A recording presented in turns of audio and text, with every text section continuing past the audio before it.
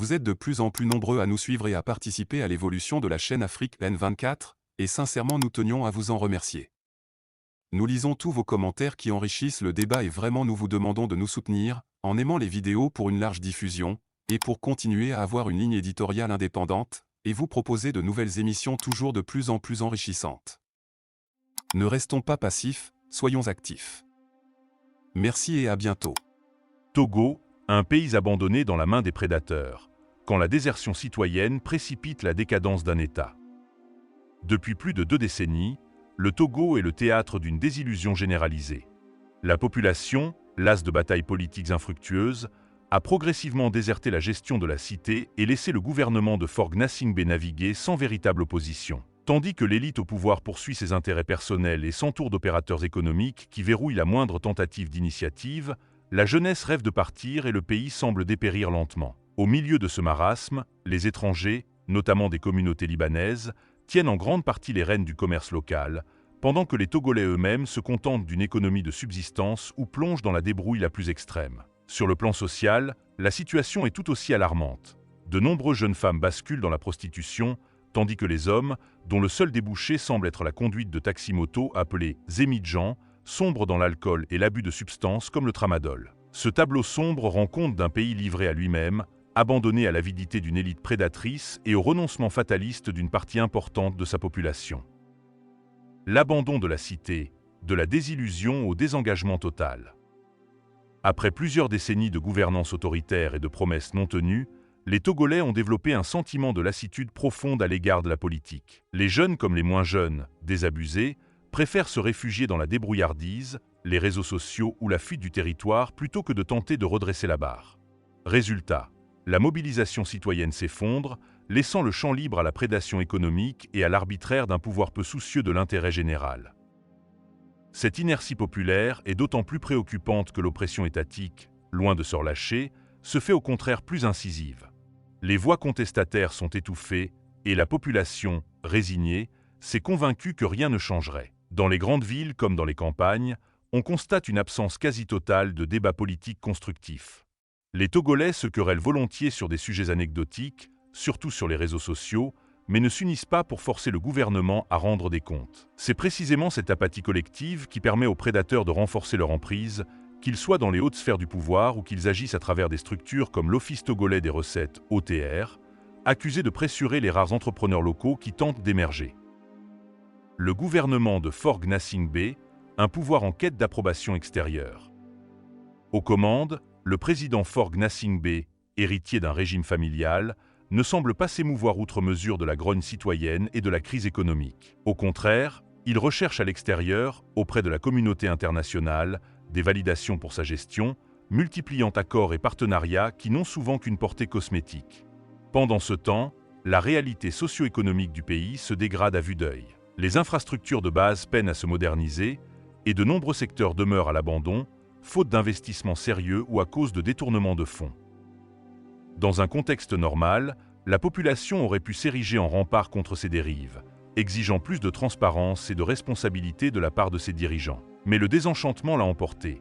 Les Togolais, moins combatifs qu'auparavant, se tournent vers des formes individuelles de survie, chacun essayant de sauver sa peau sans regard pour l'intérêt général. L'impact politique de cette démission est considérable, car il n'existe plus de rapport de force suffisamment solide pour infléchir la gouvernance. Qui pourrait encore arrêter la machine d'auto-approbation du pouvoir? Par quels moyens? Et avec quel soutien populaire? Un secteur économique confisqué et une jeunesse sacrifiée. Symbole de l'étranglement progressif des forces vives, la mainmise du commerce par des groupes étrangers, surtout libanais, s'est progressivement imposée dans le paysage togolais. Dans les marchés, les boutiques d'import-export et divers domaines stratégiques du négoce, ces communautés ont acquis une position dominante, tandis que les commerçants togolais se retrouvent souvent cantonnés à des postes précaires ou à des espaces de vente marginaux. Loin de s'attirer les faveurs du pouvoir, ces derniers subissent plutôt la pression fiscale et administrative, orchestrée notamment par l'OTR, qui joue parfois le rôle de geôlier moderne. Conséquence directe de ce verrouillage économique, la jeunesse togolaise, faute de perspective, se retrouve livrée à elle-même. Entre l'exode massif vers l'extérieur et la dérive vers des voies de survie peu valorisantes, il ne reste que très peu de chemins viables. Les filles, dans un nombre croissant de cas, se tournent vers la prostitution, parfois de manière contrainte, cherchant à subvenir à leurs besoins les plus élémentaires ou à venir en aide à leur famille. Les garçons, eux, n'ont souvent comme unique débouché que le métier de Zemidjan, ces taxis-motos omniprésents dans les rues de Lomé et dans beaucoup de villes togolaises. Mais ce secteur, éreintant et mal rémunéré, s'accompagne hélas de la banalisation de substances dopantes ou anesthésiantes, comme le tramadol, sans parler de la consommation excessive d'alcool. Ainsi se dessine un cercle vicieux où la pauvreté et la désespérance alimentent des conduites à risque, tout en fragilisant encore plus le tissu social. Les chiffres d'Afrobaromètre, un miroir cruel. Alors que le gouvernement tente de vanter de soi-disant avancées, les données chiffrées, notamment celles d'Afrobaromètre, offrent un regard sans concession. En 2025, plus d'un Togolais sur 3 a déjà envisagé de quitter le pays de manière définitive, parmi lesquels une majorité de jeunes et de personnes instruites. La situation est dramatique. Quand les forces vives, celles censées incarner l'avenir, se mettent en tête de fuir massivement, c'est toute la nation qui se vide de son potentiel d'innovation et d'expertise. Parmi les raisons invoquées pour partir, les difficultés économiques dominent largement. 43% des sondés recherchent un emploi ou de meilleures opportunités, 26% fuient une précarité financière aiguë et 18% pointent la pauvreté comme motif principal. Cette tristesse de la condition togolaise se lit aussi dans d'autres indicateurs. 78% des citoyens ont connu des épisodes de pauvreté au cours de l'année et plus de la moitié estiment que l'économie s'est dégradée par rapport à l'année précédente.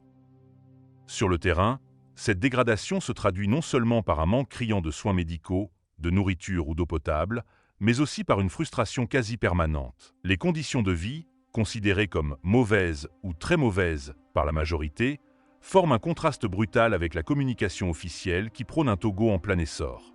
Une fois de plus, le décalage entre la parole gouvernementale et la réalité vécue par les citoyens renforce le désespoir ambiant. Des politiques publiques défaillantes et un État en crise de légitimité. La gestion de l'économie, la stabilisation des prix, la création d'emplois, autant de domaines dans lesquels le gouvernement togolais est massivement jugé incompétent, voire nuisible. Selon Afrobaromètre, 82% des Togolais estiment que l'État échoue dans sa lutte contre la cherté de la vie, 76% jugent la création d'emplois inexistante ou inefficace, et 75% constatent l'aggravation du fossé entre riches et pauvres. Cette dernière statistique est particulièrement éloquente. Alors que l'élite tisse des réseaux de connivence avec des investisseurs étrangers ou des opérateurs économiques scrupuleux, la population s'enfonce dans une paupérisation de plus en plus marquée. Le tableau est tout aussi sombre en ce qui concerne la santé ou l'accès à l'eau potable. Près de 56% des Togolais trouvent que le gouvernement ne répond pas correctement à ses besoins essentiels. Seule la fourniture d'électricité fiable suscitait encore une satisfaction relative, et ce, avant la crise énergétique qui frappe désormais le pays. Cette accumulation d'échecs politiques et de manquements dans les services publics témoigne d'un État en panne, dépourvu de toute vision stratégique à long terme. L'effondrement moral et social, quand la survie l'emporte sur la solidarité. La présence massive de jeunes filles dans la prostitution, de jeunes hommes alcoolisés ou dépendants au tramadol en raison de la dureté de leur quotidien comme Zemidjan, témoigne de la faillite morale d'une société à bout de souffle. Car au-delà de la gestion désastreuse du pays par une élite prédatrice, c'est le tissu social tout entier qui se trouve déchiré. Dans un passé pas si lointain, le Togo pouvait se prévaloir d'une solidarité communautaire et familiale forte, d'un sens de l'hospitalité qui faisait sa fierté. Aujourd'hui, cette solidarité s'étiole sous les coups de la précarité, du chacun pour soi et de l'absence d'horizon. Il faut dire que les mentalités se sont progressivement dégradées au fil des décennies, dans un climat où l'injustice règne. Le phénomène de Zemidjan, par exemple, illustre la débrouille généralisée, mais aussi la précarité de ceux qui s'y engagent. Sans protection sociale, sans rémunération décente, les conducteurs de taxi-moto doivent multiplier les courses pour survivre, ce qui génère un stress constant et un besoin de fuir la réalité par des moyens artificiels. De leur côté, de nombreuses jeunes filles, sans emploi stable ni perspective professionnelle, n'ont d'autre ressource que de vendre leur corps pour échapper à la misère la plus abjecte. Responsabilité citoyenne, un réveil indispensable. Face à cette situation, la responsabilité n'incombe pas seulement au pouvoir en place. Les Togolais eux-mêmes, par leur renoncement et leur désaffection à l'égard du débat public, ont laissé un vide dont les prédateurs profitent allègrement. La désertion citoyenne équivaut à un abandon de la souveraineté populaire, permettant à un régime sans scrupules de consolider son emprise. Chaque jour, les réseaux sociaux bruissent de polémiques éphémères, de tensions interpersonnelles et de petites rivalités, tandis que les questions fondamentales, pauvreté, éducation, santé, gouvernance, restent sans réponse effective. Le manque de mobilisation collective sert de terreau idéal à l'expansion d'une économie informelle incontrôlée et au renforcement de monopoles étrangers. La jeunesse, plutôt que de se rassembler pour exiger des comptes ou proposer des alternatives, se disperse entre rêves d'exil et stratégies individuelles de survie. Or, si elle ne s'unit pas pour arracher des réformes substantielles, qui d'autre le fera à sa place? Quel avenir pour le Togo? Le Togo se trouve à la croisée des chemins. Si la tendance actuelle se prolonge, le pays continuera de perdre ses forces vives, aggravant la misère et la dépendance à l'égard d'investisseurs étrangers et de prédateurs locaux. Les jeunes filles livrées à la prostitution, les garçons coincés dans la spirale d'Emidjan, Tramadol, et plus largement, toute la population privée de perspectives, alimentent un scénario de désagrégation progressive. Pour inverser cette dynamique, un sursaut collectif est nécessaire. Certes, l'État a le devoir de mettre en place des politiques publiques adaptées, de lutter contre la corruption, d'offrir des opportunités économiques et de respecter les libertés fondamentales. Mais sans la pression citoyenne, sans une volonté commune de mettre fin aux abus et de mettre au ban ceux qui exploitent les failles du système, rien ne changera. Le pays ne se sauvera pas à coups de promesses creuses et de réformes de façade. Il devra compter sur l'engagement de chacun pour réorienter son destin, rompre l'isolement des individus et instaurer une authentique solidarité nationale. Reprendre en main la destinée d'un État en déliquescence. La situation togolaise doit servir d'avertissement. L'abandon de la gestion de la cité et la passivité des citoyens constituent un cocktail explosif qui ouvre la voie à toutes les dérives. Dans un contexte de précarité grandissante, les appétits économiques, notamment étrangers, se nourrissent d'un environnement de non-droit, pendant que les gouvernants obtiennent à l'extérieur les validations qu'ils ne cherchent plus à gagner auprès de leur propre population. Entre la fuite massive des cerveaux et l'enfermement dans la misère, la nation risque de se vider peu à peu de sa substance.